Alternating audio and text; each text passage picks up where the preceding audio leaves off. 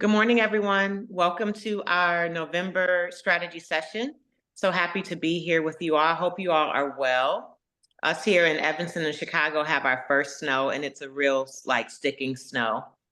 So it's time. It's always like, oh, snow, but it's time. It's what it does here. So because we have a incredible guest and a lot to discuss, I'm going to jump right in. And as people join, they will join. Again, welcome. This is our strategy session. For those that have never been here before, we convene monthly as a local reparations community. This is a partnership between First Repair, International Center for Transitional Justice, Reparations United, and Redress Network, the African American Redress Network, the Thurgood Marshall Civil Rights Center at Howard Law School, and each of you. And so we are hoping that you all are joining your regional meeting sessions so that you can get more one-on-one and more support that you need to advance your initiatives. The big announcement that I want to make as First Repair is a reminder to have everyone register for the symposium if you have not already. Registration is going to be closing very soon. We have an incredible list of speakers, over 40, in fact, that will be presenting in one way or another.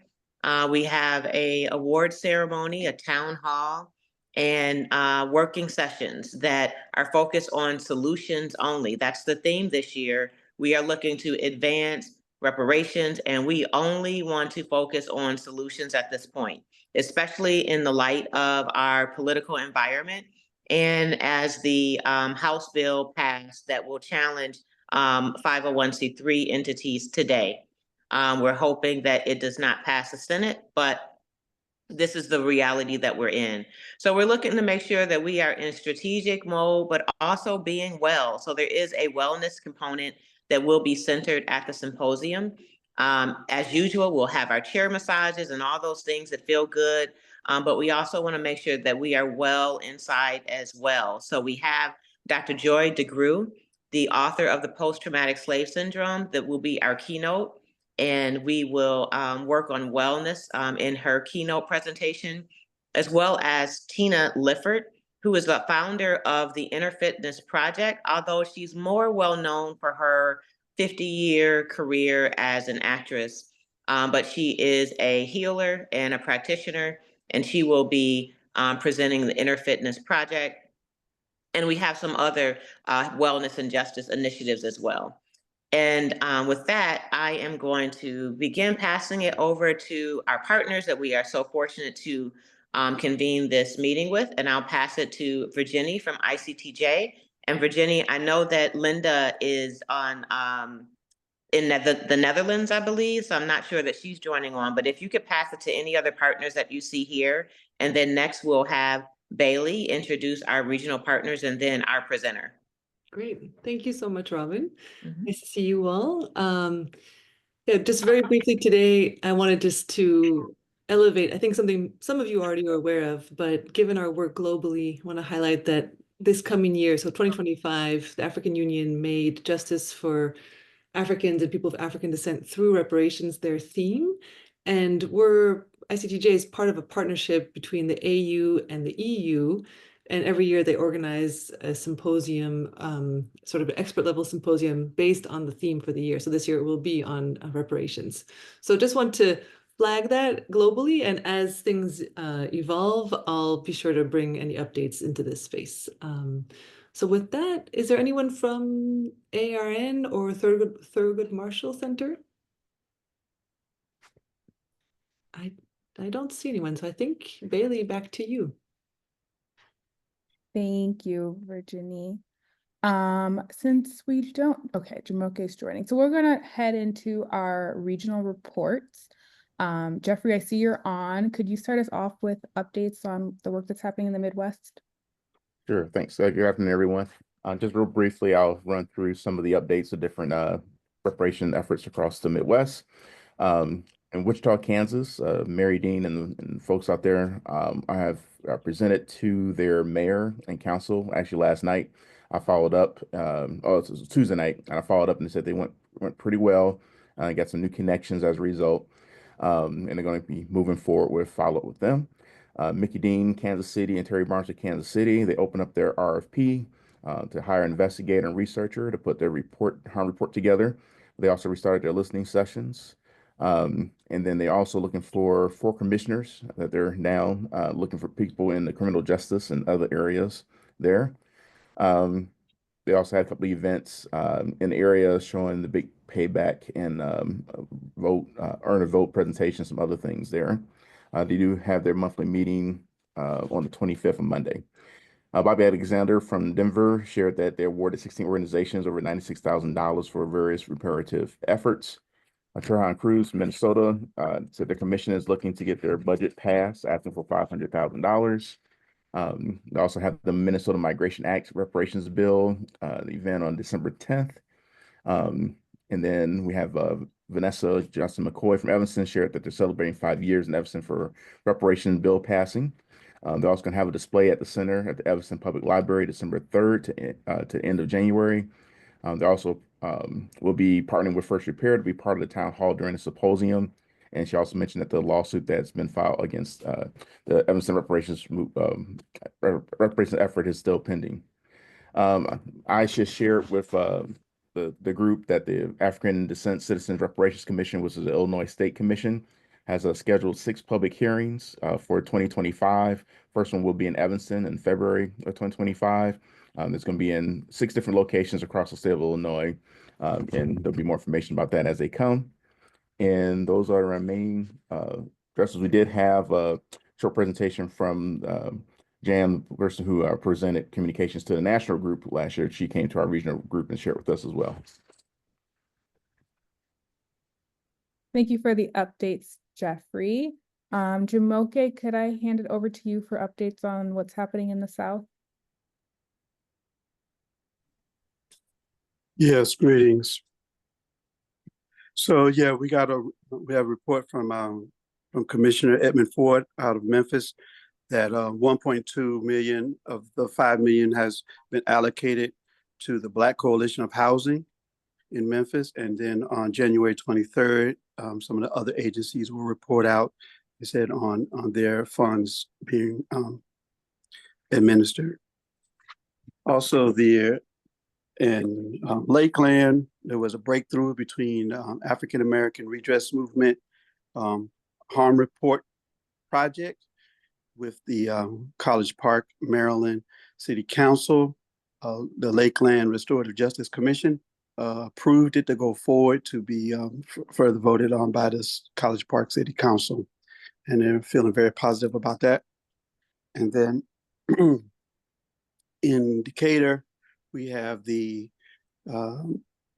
Beacon Hill Black Alliance for Human Rights that's continuing to do their community engagement at different community centers and at Black churches in the community. And the Fulton County Reparations Task Force is waiting on their harm report. It was due in October.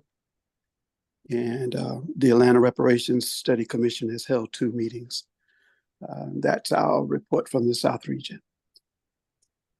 Awesome. Thank you, Jamoke. I will hand it over to Kathleen Anderson. I believe you had some updates on what's happening in the East. Yes. So in the Northeast, we met just the other day.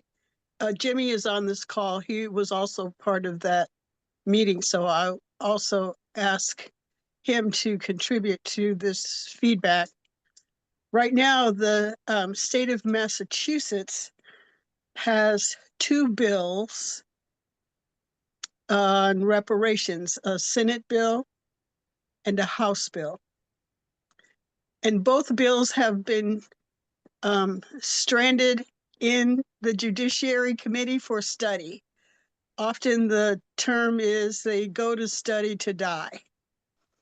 So conversation was held between some members of the Boston and Massachusetts groups that are working on reparations to devise language that the two bills can use that will sync the two bills. Right now, there's a difference between the language, and the House bill is strictly a lineage-based bill.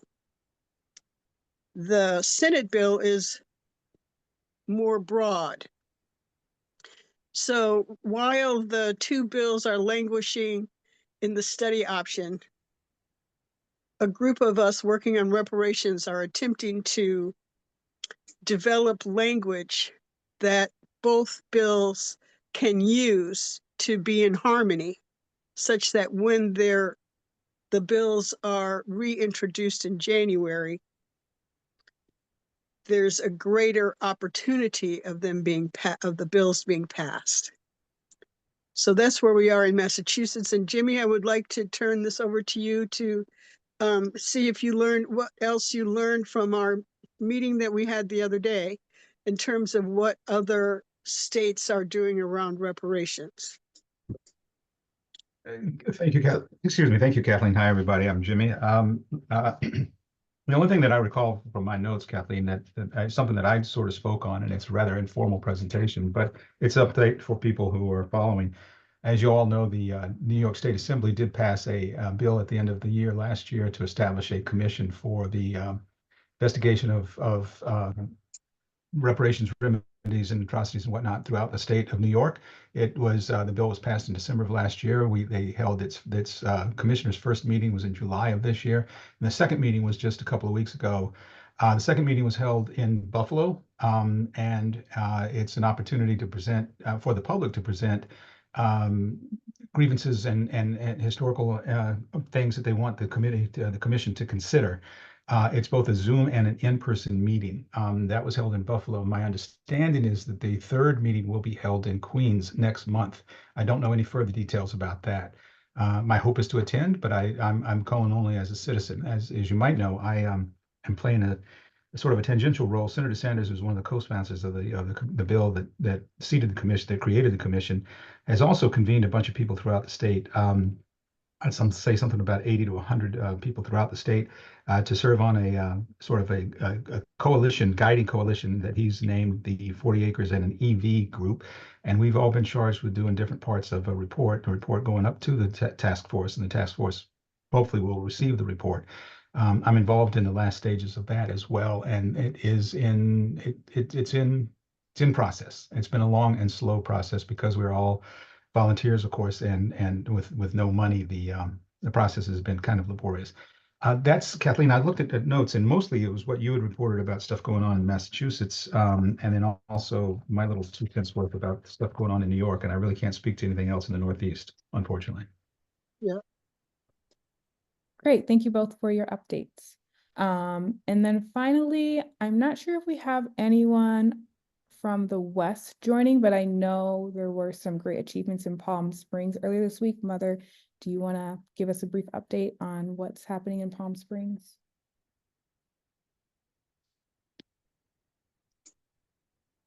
Robin? I absolutely do. It's very exciting. Let me turn off my RoboVac. Sorry. Got to get the help where I can get it. Sorry. So Palm Springs, we all know Sister Attorney Ariva Martin, who has attended our last 2 symposiums. She is the civil rights attorney that has been supporting the reparations initiative in Palm Springs for a housing violation. And they have had an incredible milestone in reaching a settlement of about $6 million, plus an additional about $20 million that will be set aside specifically for housing redress. This is a huge milestone, especially in the light of this anti-reparations movement that is building between the lawsuits and also the judicial barriers for the work that we're leading. And so I really believe that Ariva has led Palm Springs to a new precedent. She will be at the symposium. So she will be on a session at the symposium. She also will be participating on a panel at the town hall. So if you're not able to attend the symposium, and hear from Ariva and speak directly with her. She's very generous with her time. She will work directly with you. She's working with DeSLU now. So if you're familiar with the work that Robin Prouty is leading, she is the attorney with DeSLU. She will be at the town hall, and that event will be streamed. So you will have the opportunity to have your communities to Zoom in and participate in the town hall virtually. All of that information is forthcoming. I know that Bailey released the Hoover app, and I don't know if the link for the town hall is in there. If it's not, it will be coming and added in very soon. Kathleen, did you have a hand up? I do. I wanted to mention in terms of the California issue that a friend of mine is planning a month-long reparations prayer walk from I think it's from Long Beach to San Francisco. Long Beach to San Francisco in June of next year. Awesome. If you could share that information with us, we'll share it with the whole listserv. I don't know if I heard anyone mention the Baltimore, Maryland City Task Force that was just approved. And did anyone mention that? I haven't heard. Okay, so let me mention that also. Our own Reverend Dr. Robert Turner, he's a NARC commissioner. He is a leader amongst us, our peer. He's been seated on the Baltimore, Maryland Reparations Commission.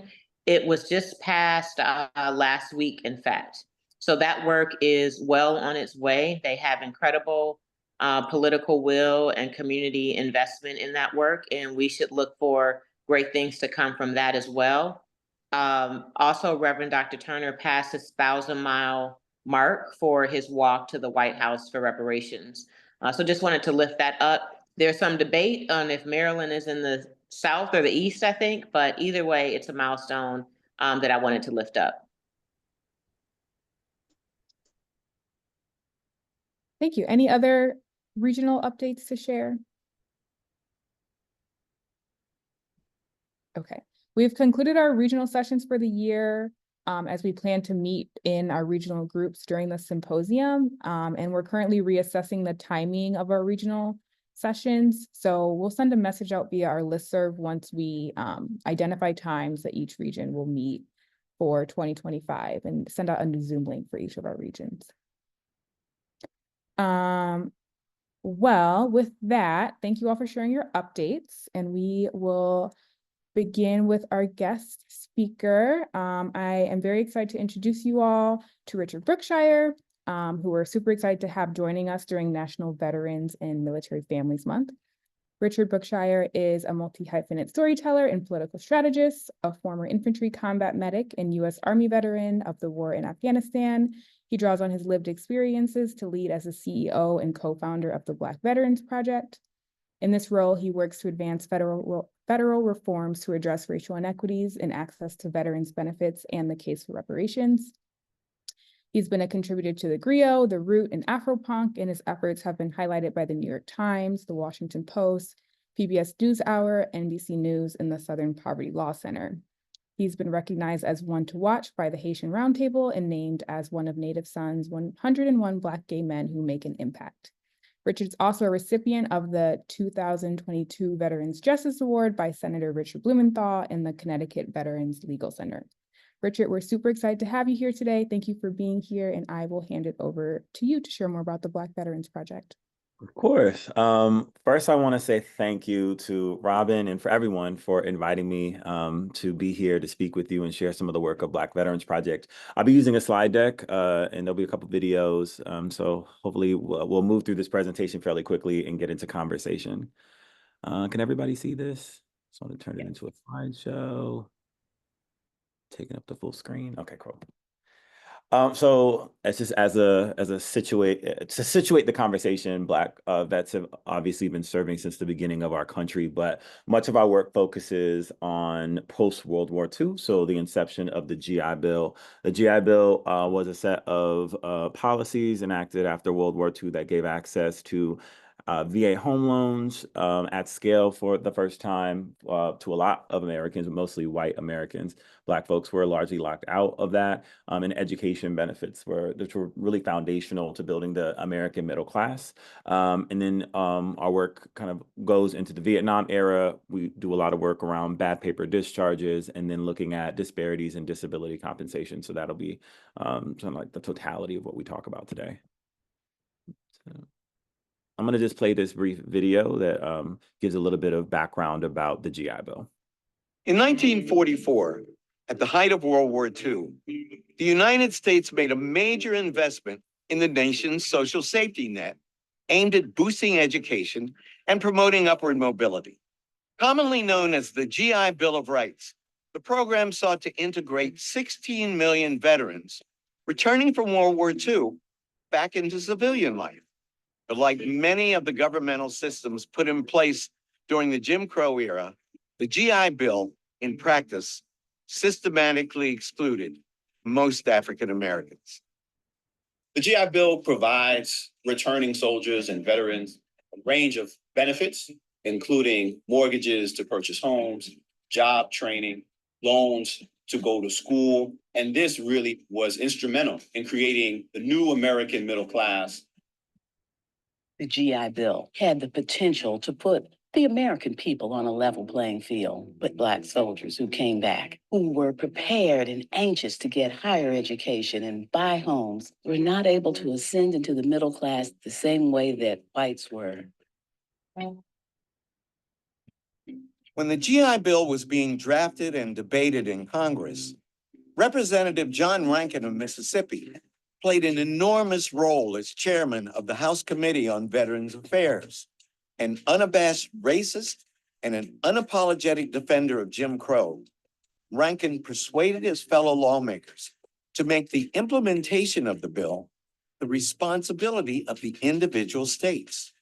States and localities that had long histories of discriminating against African Americans were in some respects given carte blanche to close Blacks out of things like college education and home ownership, great wealth generating mechanisms in the American experience. While Black people went to colleges at numbers larger than they had in previous times, they have never been able to get into colleges at the same rates as people who were white. The other thing is banks were discriminating in terms of loans. We didn't have access to houses at the point when you could really get in and accumulate wealth. So if we wonder why Blacks aren't part of serious wealth holders in this society, why there's a 13, 14, 15, maybe even 20 to 1 gap in wealth holdings, that's a piece of it. We really did have a moment in the history of the country where we could have closed the gap and made up for all the legacy and burden of slavery and Jim Crow and discrimination that had happened. Things like the GI Bill really had the potential to improve the quality of life and the future for African Americans, but discrimination and racism intervened. In 1944, and so by some estimates, less than 5% of returning Black GIs gained access to the GI Bill in certain states, and I believe the about 40% access some level of the GI Bill nationally, as opposed to about upwards of 90% of white returning GIs accessing some level of the bill. So present day disparities. I like to start with the GI Bill because it was so foundational in how they constructed its administration was to accommodate racial discrimination. And so much of what we've been trying to prove is that the ways in which the Department of Veteran Affairs administrates its benefits to this day is built on that legacy. And so many of the disparities that exist today are important to view through that lens and through that context, because the history has built on itself. I won't get too much into the weeds of these, but just as a quick note on the screen, you can see some of the present day disparities. And then so Black Veterans Project, what do we do? How do we situate ourselves in this work? So we are a 501c3 advancing data-driven research, storytelling, and litigation to secure racial equity in and out of uniform. This is some of the work that we've done to date. I'll walk through some of it. So In 2020, we began a research collaboration with Yale Law School to obtain decades worth of data on racial inequities and benefits. There was a large FOIA effort that we worked on for the better part of 2 years and then litigated. And we were successful in being able to get, for the first time in history, the Department of Veteran Affairs to share internal race-based data that had never shared before, despite decades of Black vets asking and inquiring about this data. It proved, again, that there were sustained and significant disparities in disability compensation. And we have now leveraged that data in a case called Monk versus United States, which I'll talk about more in depth briefly. In 2021, we were able to leverage the litigation that we were doing around our FOIAs to get the Biden administration to pass a Government Accountability Office study to look at racial disparities in disability compensation. That was published in 2023. But we also worked to organize a national coalition of Black veterans organizations for the first time that began to interface with Congress. And at the center of that coalition was a bill called the Sergeant Isaac Woodard Jr. and Sergeant Joseph H. Maddox GI Bill Restoration Act, which would seek to give descendants of World War II veterans access to VA home loans and education benefits. We lobbied for it. The bill didn't go that far, but it was reintroduced in the 118th Congress. At the end of 2022, Monk v. United States was filed. And so I'll tell the story of Conley after this slide, but that is a landmark case that's contending with the historical legacy of benefit obstruction and for the first time is leveraging internal VA data and our findings through FOIA to prove that. In 2023, we employed a pretty large media and public narrative strategy, did a lot of public talks, and did a big national reporting project with NBC News that this summer won the National Association for Black Journalists Investigative Journalism Award. And it was based on our FOIA efforts and our findings. And then this past year, we went through a robust strategic planning process to think about how we'll approach this work in the next 5 years. As it continues to move forward, we had an opportunity to testify about an iterative bill that was born out of the GI Bill Restoration Act that looks at extending VA home loans to descendants. It was draft legislation. And we began an impact litigation partnership with Harvard Law School and are in the final steps of solidifying a partnership and collaboration with Cornell Brooks at the Harvard Kennedy School to think about a renewed policy agenda.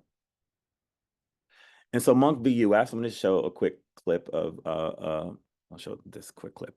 A Hamden veteran who is suing the government for damages was in federal court today in Bridgeport. Conley Monk Jr. filed a lawsuit against the VA last November over racial disparities in benefits programs that his legal team says caused emotional distress. Well, today a federal judge heard the arguments for and against the government's motion to dismiss that lawsuit. NBC Connecticut's Kyle Jones spoke with Monk and his legal team about the case. This is a wonderful day to know that we have a chance to get some sort of justice. It was a day that Conley Monk Jr. has been waiting for. The Vietnam veteran was in federal court after years of what his Yale legal team says was discrimination for benefits by the Department of Veterans Affairs. I couldn't get any housing benefits. And what hurted me the most was my family. My kids was unable to get educational benefits. Monk is among thousands of Black veterans historically denied health, education, and housing benefits at a much higher rate than white veterans. Monk's father was also denied benefits and is also named in the lawsuit. The Monk family is seeking $1 million in the suit. Mr. Monk and NVCLR argued that they suffered emotional, dignitary, and psychological harms from being subjected to the VA's racially discriminatory benefit system. The VA has released several reports in the last year confirming what many have long believed. And the new data from the VA obtained by NBC through a Freedom of Information Act shows that the trend also spanned between 2003 and 2023. Deja Moorhead is part of Monk's legal team from Yale University. We hope that the court ultimately recognizes the legal duty that VA owed to the Monk family, to generations of Black veterans, to administer benefits in a non-discriminatory manner. Today's hearing was in response to the government's motion to dismiss Monk's case for reasons including a statute of limitations. Gary Monk is Conley's brother and executive director of their organization, National Veterans Council for Legal Redress. I feel there's a lot of guilt with the country, with what and how they treated the veterans. And so the motion to dismiss doesn't surprise me because, they're continuing to deny us as usual. Attorneys for the government declined to comment after court today. The decision is now up to a federal judge who said it would be a tough decision to make. We just have to continue to fight. We have a good team, and I pray to God that we win this case. So good news, this clip was from about 4 or 5 months ago, and we survived the motion to dismiss. And so the case is now actively in discovery, and we are hoping to move it toward class action status next year. One of the biggest findings that we gleaned from our FOIA efforts, more explicitly, that will build on this case, but also create new pathways for other types of litigation, is that the VA studied racial disparities in PTSD compensation 4 times over the last 20 years. Each time that they did those studies, they were essentially suppressed and not acted on. And because of it, it maintained about a 16% differential between Black applicants and white applicants. In those numbers, now we know through whistleblower accounts and the fact that the VA has internally geospatial mapped everything, that those denials were concentrated in the Deep South and in Puerto Rico, and affected somewhere around 100,000 Black and Hispanic vets who were denied PTSD compensation, most of whom are Vietnam through Gulf era war veterans, and to the tune of somewhere around $20 to $25 billion in lost compensation. And so we've now established a new legal partnership with Quinn Emanuel, which is a large legal firm in the country, who's going to be supporting Yale and filing FTCA claims. So we're essentially, the suit Monk is essentially making the argument under the Federal Tort Claims Act that the Department of Veteran Affairs had a legal responsibility to ensure that racial discrimination wasn't affecting access to veterans' benefits. We've filed a few dozen claims to date, and that's hopefully will turn into a class action. If the class action isn't certified, then they will do individual lawsuits to build on the momentum of Monk in the years ahead. And so we are really excited about that. As we kind of, my last note is talking about the legislative repair. Because the GI Bill Restoration Act, which they were saying would cost somewhere around $70 billion over 10 years, so pretty significant piece of legislation, didn't go anywhere over the course of the last 2 Congresses. The new partnership with Harvard Kennedy School is to kind of re-envision a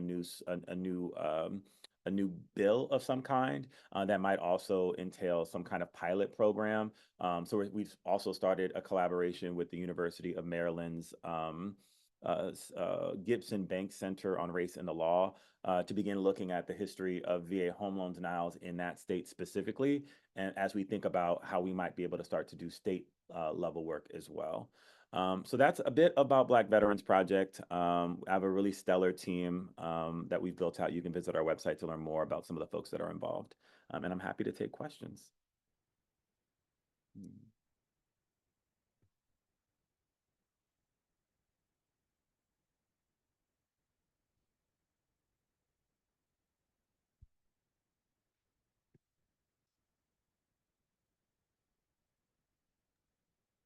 Do we have any questions from the group? I guess I will ask a question. I guess I should probably come off camera and be suitable. But and forgive me if the videos touched on this or there was anything that touched on this that I missed. Hi, Sister Lily X, NCOBRA, National NCOBRA Youth Commission co-chair. A thing that I've noticed regarding the homelessness, I don't know if you're able to put that slide back up. You had the percentages and the discrepancy that we see in Black homeless vets compared to other races. And even when it comes to something, this is on my mind because Chicago just got our first snow today. Well, kind of today, yesterday. And you know, homeless vets freezing to death is a reality that happens here for us. And I just didn't know if there was any type of research or compensation or investigations that had been done around that particular phenomena of, you know, due to the lack of resources or due to the negligence of the VA. You know, Black vets, particularly Black male vets, are dying at disproportionate rates on the streets compared to other homeless individuals and even other homeless vets. So did you have more to say about that? That's just something that was on my mind. Yeah. Well, thank you for that. We've worked a bit with through the coalition on trying to get the VA to be more responsive. And one of the things that we were able to find when we were working through the coalition was that they had several thousand HUD-VASH vouchers, so vouchers that would essentially house folks that were being unused. There's a gentleman by the name of Sean Deadweiler who now leads the coalition, and he works significantly around homelessness issues. Our work has been more about building like kind of legal cases and looking at more of the systemic issues and then trying to show obviously that there are other root causes. So I think one of the things that I named about the 100,000 Black Black and Hispanic service members that were denied disability compensation, that's not only just access to healthcare, but that's like a monthly stipend that would have given them access to support mechanisms, and that is likely driving some of the outcomes that we're seeing. And it was being unnamed until we were able to kind of parse that out and discover it. I also think that one of the things that we've been really cognizant of is trying to support the work of service delivery organizations. There are a lot of Black veterans organizations in general that do direct service delivery work, but there hadn't been anybody kind of on the Hill or doing kind of really systemic level research and advocacy around this, and that's the role that we play more concretely. I think it's important to draw the line around how these disparities affect folks on the ground. So to the points that you're raising, I think that's one of the things that we like to point to, that they have like real lived consequences that are systemic even today. So I hope that answers your question. We don't do anything explicitly around service delivery. Our goal is to really build out kind of a reparative framework, and then leverage and try to glean as much data as we can to then be able to hold the institution more accountable. That's been a really big challenge for many, many years. And race has just been a big blind spot in the veterans ecosystem in general. A lot of the more mainstay veterans organizations that have a lot of resources, hundreds of millions of dollars at their disposal, don't talk about racial disparities, haven't done any of this work. So very important. And I think it's something that I do think about often, especially when I think about what we've been able to discover through the 100,000 denials of PTSD claims, and tying that back to everything from homelessness to the suicide rates that we see that are disproportionately affecting Black vets. Thank you so much. That definitely answered my question and more. It looks like we have a hand from Jamoke. Yes, greetings. Thank you for your presentation, brother. I was just curious in terms of the work that you're doing. How is it connected, or is it connected to the broader national reparations movement work? Yeah. I think some of that has been illuminated in the last like 2 years. So going to Evanston about 2 years ago was the first time that I connected with the broader reparations ecosystem. And so it's been an opportunity, I think, I was working in a bit of a silo. The Veterans Affairs side is a very niched thing. And so trying to expand it out. We also got involved with a bit of the organizing around the New York State Commission, and have been involved there to try and think about, what's happening on the state level. We've also been supportive of things like HR 40 publicly, but we've really been owning the kind of the Black veteran angle, essentially. And I think there are very much ample opportunities for deeper collaboration across the kind of the national movement for reparative justice. So yeah, I would love to talk more with anyone that's here. But I have been thinking about that, and that's partly why I've really gone out of my way in the last couple of years to build relationships across the reparations ecosystem, and situate Black Veterans Project in the same conversations as a lot of the other kind of movements for repair. So I don't know if that answers your question, but I think it's an ongoing conversation. Yes, thank you. Mhm. I look forward to meeting you in speaking with you in Evanston. Likewise. Can I add something to Jamoke's point? When I think about the work of the Black Veterans Project, I think about it in the same way as us focusing on housing first as a form of repair. It is one of the many areas of harm that should come out of comprehensive reparations proposals that should come from HR 40 and some others, maybe state commissions as well, but definitely out of HR 40. And so I look at it in the same vein that Evanston, for example, has initiated redress with housing, that it is one of so many areas of repair. And until we have a comprehensive response and an HR 40 commission and the resources to do full repair, which we all hope for, these areas of redress are so important. And I also look at when I learned about the GI Bill discrepancies, just how much economic impact that had, not just on the actual dollars and the housing, but even how um, the limited resources and actually health conditions and our mental health as veterans and so on. I just think as we look at housing as a first path to building wealth, I believe the broader opportunity loss for the GI Bill is really undervalued as well. And so that's why I've always been drawn to your work, Richard, and your leadership, and want to lift it up more because I don't fully understand even the level of impact. And I don't know if that's been measured. Richard, is there any research on what the opportunity loss is and the overall impact to anti-Blackness within the veteran community? Could you just restate that question as far as the VA home loan?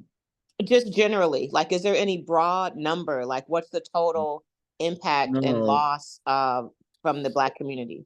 So I think that's part of what we're trying to figure out how to calculate. In building the Monk case, so much of our work has been focused on getting internal VA data relating to disability compensation. And now we're trying, because there's so many different benefits programs under the VA, disability compensation, education benefits, housing, vocational training, and others. So that's one, and to situate that. Where we've kind of focused our attention has been around disability compensation, and now we're starting to focus our attention on the legacy of VA home loans nows. Brandeis University did a study looking at the kind of economic impact of VA home loans nows, but it only focused on the initial bill, which ran between 1945 and 1956. And they estimated that every Black vet that did not attain a loan lost out on about $80,000 of wealth generation. And so that comes out to tens of billions of dollars just with that kind of 10-year, 11-year period of VA home loan inaccessibility. And then obviously you have the decades that preceded that, and there hadn't been anybody really doing any substantive research and quantifying, what the sustained disparities in denial rates. And because doing that at a national scale is a little bit overwhelming, we've decided to focus on the state of Maryland and try to see if we can quantify, going all the way back to 1945, the impact of denials in VA home loans in that state. And not only look at the role of the federal government and also the state, but lastly, the role of several major banks, so that we can start to think about how there might be opportunities for redress efforts there. one of the things that I think that we've been able to, numbers that I've been able to start to glean, I mean, it's going to be in the hundreds of billions of dollars as far as economic loss. But if we think about just the PTSD findings that we found, PTSD is just one thing you can get disability compensation for. And we, what we've been able to discover, about 100,000 folks that got flat out denied, but that doesn't also account for many of the Black vets that did not apply, but also does not account for folks that may have gotten approved for disability, but at a lower grant rate, which is more complicated. But essentially, there's also a lot of disparities hidden in those numbers that we've not been able to glean yet. And so between the GI Bill Restoration Act and its kind of $70 billion earmark, and the kind of $20 to $25 billion that we've looked at, look in respect to the disability, the PTSD disability denials, like you're already, itching toward $100 billion in lost, or in somewhat of a lost benefit. And so, yeah, we haven't been able to arrive at a number yet. I think that's we'd love to. Then there's also the another conversation that's been kind of floating. It's not a focus of our project, but because we're kind of in this space and holding this work, we get brought into a lot of conversations about disparities in DoD contracting, which was a mainstay of the civil rights movement when it was really starting to take shape in the 1940s, and around World War II. Equity in DoD contracting was a huge component of, and a huge win for a lot of the civil rights leadership. And what we've been able to glean now is that less than 1% of Black folks get access to DoD contracts, and that's also sustained over time, has been a huge contributor to economic inequality as well. But that gets into a whole host of other conversations. But I think we'd be remiss not to think about the role the role that plays as well. I hope that answered your question. But I guess the full answer is we don't have a specific number around the damage, but we'd love to quantify one as we move forward and continue in our research. That does. And one thing I think would be great. Richard and I and some others were just at a conference a couple days ago where each of the presenters were able to share sort of what their needs are and ask from the movement. And so, Richard, if after we conclude, if there are no other questions, if you could just leave everyone with how we might collaborate with you, lift up your work, any way that partnerships could be helpful, and everyone could sort of take that, marinate. And if you could just, Bailey, if you could put Richard's email in the chat, or I'm sorry, Richard, the best email that you want to use, if you could put it in the chat. I think that was a really helpful exercise. Yeah. So what I ended up presenting on is kind of one of the main focuses of 2025 for us is going to be collecting plaintiff narratives. So as the Monk case moves toward class action, and as we prepare for other types of litigation, we have dozens of Black vets across the country that are primed to tell their story. And they also represent the kind of totality of the last 8 decades of benefit obstruction. And so we want to make sure that we capture those stories really well through videography, photography, written profiles, and collecting archive, and then house them in a digital archive and deploy them through a digital campaign. And so we're setting the stage for that. We've kind of done all the kind of strategic planning around it, and are going to be going out for funding at the top of next year. So we're personally going to be looking for, videographers and producers and audio engineers and folks that obviously can help us produce a lot of the material, but also, institutional partners.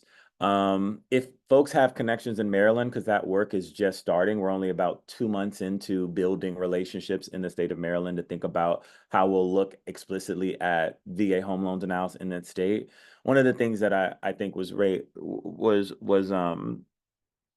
that motivated my desire to do this work in Maryland was coming out of the California Commission, that there was a dearth of real tangible things that came out of their commission's report and kind of slate of initial policies that focused, one, on housing, but two, on the legacy of VA home loan denials. And we looked at it as like a missed opportunity.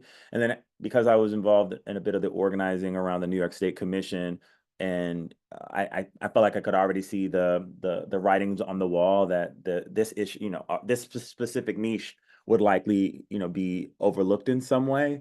And we had an opportunity to try to do something different and leverage Maryland as a case study of sorts that we can then continue to storytell around and what have you.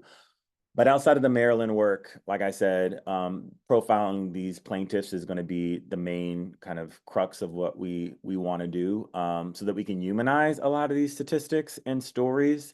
The main story that we've obviously leaned on for the last 2 years has been Conley Monk's story, and we've done quite a bit of media and worked with a lot of reporters across the national press on amplifying him and this case. But now we have an opportunity with the class action to bring a lot of news stories to the forefront. And so folks who are interested in that work, these plaintiffs are all across the country. We don't have a full list of them yet, so I can't name all the cities that they're in, but by like January, we should have a more comprehensive list, and then I can share that with the group and see if there are specific places and spaces where folks have connections or community partners that might want to be involved as we go to different cities.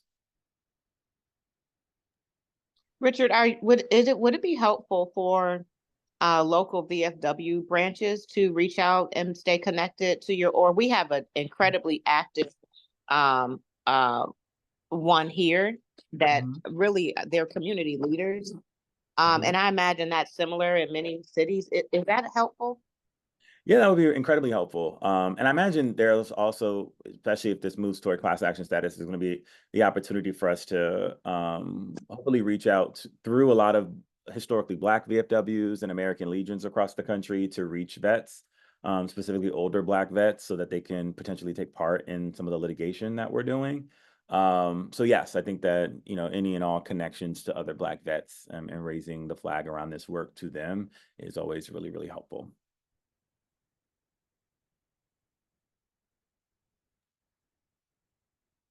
Awesome. I see a couple messages in the chat. Richard, if you could put a link to your organization and the best email for people to contact you, okay, that'd be great.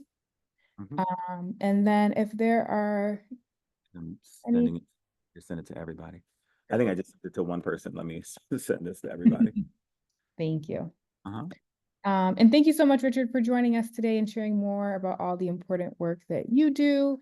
And thank you everyone else on the call for joining us. This is our last reparations strategy session of the year. We're planning our next set of speakers and topics for 2025, and we'll announce more information soon. But if you have any speaker ideas, topic ideas, please feel free to email them to us at info@firstrepair.org or bailey@firstrepair.org as we start planning our slate of speakers for 2025. And then finally, we hope to see you all at the symposium in a couple of weeks, December 4th through the 6th. If you're not registered, please register soon via our website, firstrepair.org. And that's all for me today, unless there are any final questions. Awesome. Well, thank you all so much. Richard's put his link, his email, and link to the Black Veterans Project in the chat if anyone has any questions for him. Thank you so much, Richard. Thank you, Bailey and Robin. Thank you all. Take care. Thank you all. Have a good day. Bye, thanks. Peace and blessings. Bye. Hope to see you all soon.